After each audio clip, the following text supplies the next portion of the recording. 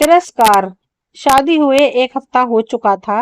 रिश्तेदार व मित्र सभी जा चुके थे। विवाह का काम खत्म होने में महीनों लग जाते हैं, इसलिए घर में एक व्यवस्था का माहौल तो बना ही हुआ था, लेकिन इतनी भी व्यवस्था नहीं थी कि पति पत्नी के बीच जो घट रहा था उससे परिवार के अन्य लोग अनजान रहे।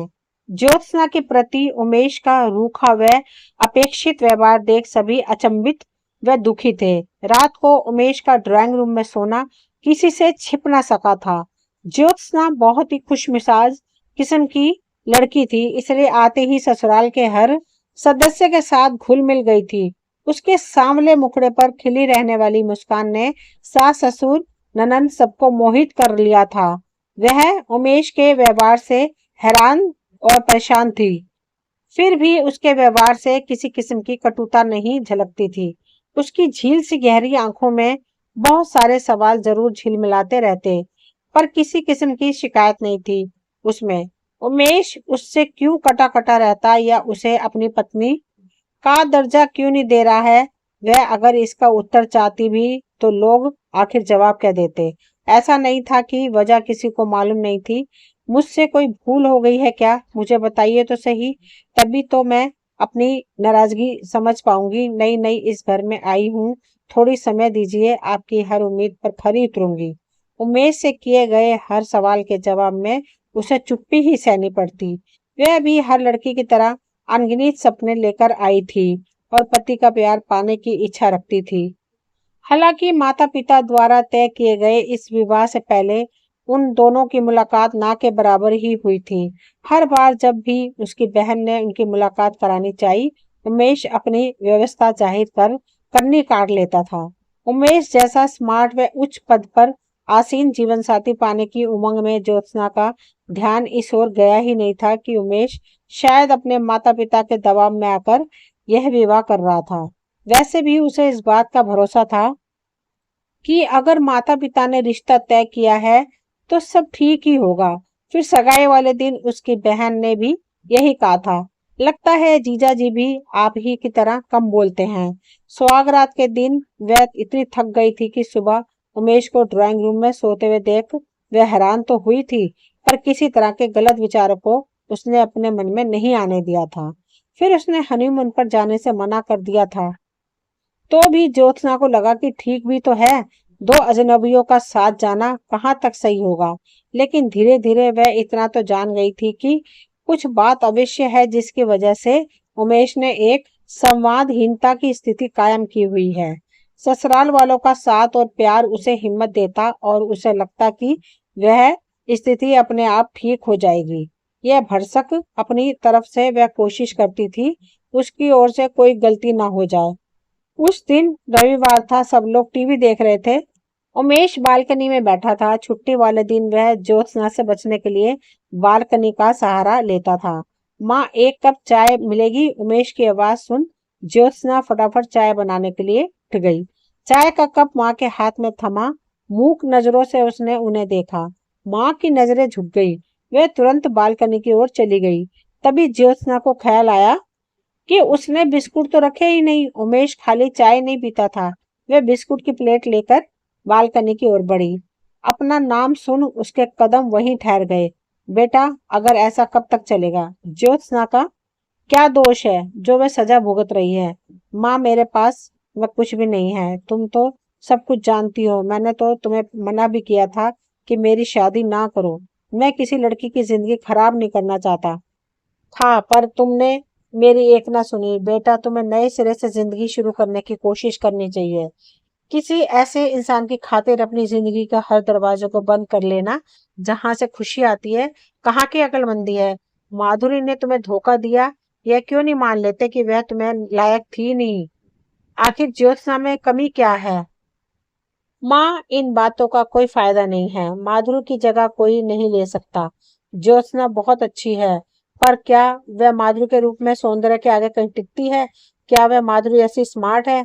आखिर उसके रूप और स्मार्टनेस ने तुझे क्या दिया? सिर्फ धोखा ना। उसके गुण होते तो तेरे प्यार की कदर करती, तुझे सहारा देती, ना कि तेरे से ज्यादा पैसे वाले के पास चली जाती।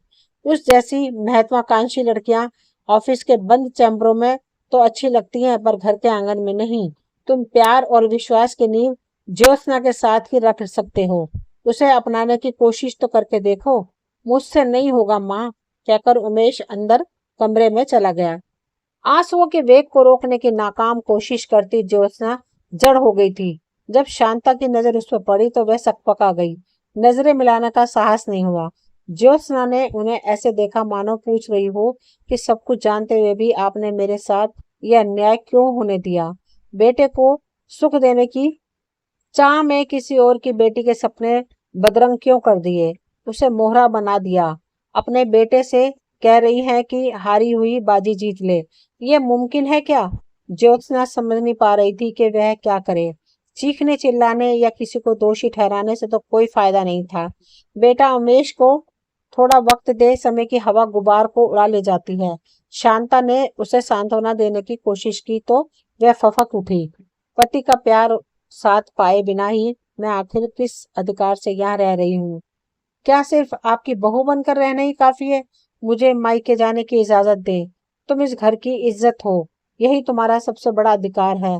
मैं तुम्हें रोकूंगी नहीं, लेकिन इतना जरूर कहूंगी कि तुम्हें अपने हक के लिए लड़ना चाहिए। हिम्मत हार कर मायके चले जाने से सिर्फ दूरियां ही बढ़ेंगी। हम तुम्हारे साथ हैं, एक कोशिश तो की जा सकती है। पर उन्हें तो मेरे रंग रूप से भी चिढ़ है। क्या माधुरी बहुत सुंदर थी? मुझे उसके बारे में कुछ बताएं। वह एक बंद अध्याय है, जान लो। वह एक आंधी की तरह आई थी जो हमारा सुख, चैन और विश्वास उड़ाकर ले गई। वह सुख को पैसों से तोलती थी, इसलिए जब उसे रईस ज्यादा मिला तो उसे उमेश का प्यार ठुकराते पल भर नहीं लगा। ज्योत्सना को लगा कि एक कोशिश करने में तो कोई हर्ज नहीं है। उमेश उससे दूर रहने की कोशिश करता तो वह सहज बनी रहती। कोई बात भी करती तो यह एहसास जरूर दिला देती थी कि जरूर है, इसलिए कर रही है। बात करते करते धीरे से मुस्कुरा देती और ऐसा दिखाती मानो वह स्वाभाविक था। उसके कहने से पहले ही उसके सारे काम कर देती। उमेश उसे अपने आसपास देख झुंझलाता तो ऐसे दिखाती कि उसकी बेरुखी का उस पर कोई असर नहीं हो रहा है, वरन गुनगुनाने लगती। उमेश हैरान हो जाता। वह उसके साथ ढंग से बात भी नहीं करता, फिर भी वह कोई शिकायत नहीं करती। माँ और बहन ज्योत्सना के रूप और गुण की तारीफ करती तो वह चिढ़ जाता। आखिर क्यों उन्हें ज्योत्सना में कोई कमी नजर नहीं आती थी? ज्योत्सना जानती थी कि वह साधारण शक्ल सूरत की लड़की है। वह कई बार शीशे में जाकर स्वयं को निहारती।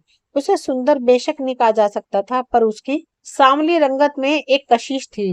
उसकी आंखों की गहराई में किसी को भी अपने मोहपाश में बांध देने की क्षमता थी। लंबी जुल्फे जब कमर तक लहराती तो लगता रेशम का गुच्छा गुच्छा बिखर गया हो। तराशी हुई काया पर सलीके से बंधी हुई साड़ी में वह बहुत शालीन लगती। ज्योत्सना जब भी उमेश के सामने पड़ती वह माधुरी से उसकी तुलना करने लगता और तब यही सोचता कि माधुरी के सामने यह तो कुछ भी नहीं है, बस फर्क है तो दोनों के व्यवहार और सोच में। माधुरी की बात नहीं जानता था तो वह गुस्सा हो जाती थी और ये सब कुछ सह लेती। वह उसे बहुत चाहता था, पर फिर भी उसके उससे प्यार की कदर नहीं की। लेकिन ज्योत्सना से विवाह करने के बावजूद ना तो वह जुड़ पाया है और ना ही ऐसा सोच सकता है कि कभी उसे प्यार कर पाएगा। फिर भी उसकी आंखों में प्यार और विश्वास की एक चमक दिखाई देती है। तुम माधुरी और ज्योत्सना की तुलना करना छोड़ दो। प्यार की बेल इस तरह नहीं खींची जा सकती। हर बेल का रूप रंग अलग अलग होता है और उसी के अनुसार वह फल फूल देती है। बस कुशल हाथों की छुअन और चाहत की खाद ही उसे संवार सकती है।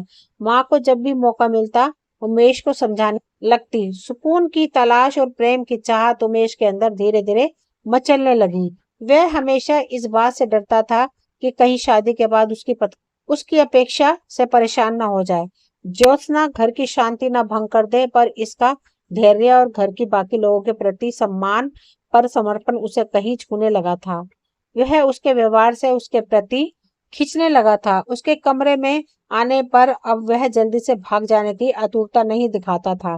चोरी चोरी उसे देखता। उसका सांवला रूप, बड़ी बड़ी आंखें और निश्चल मुस्कान उसे बांधने लगी थी। वह लाख उससे दूर रहने का दिखावा करता और उसका साथ पाने के लिए उसका मन लालियात रहने लगा था। हालांकि खुलकर प्यार करने या जताने में वह हिचकिचाहट महसूस करता था।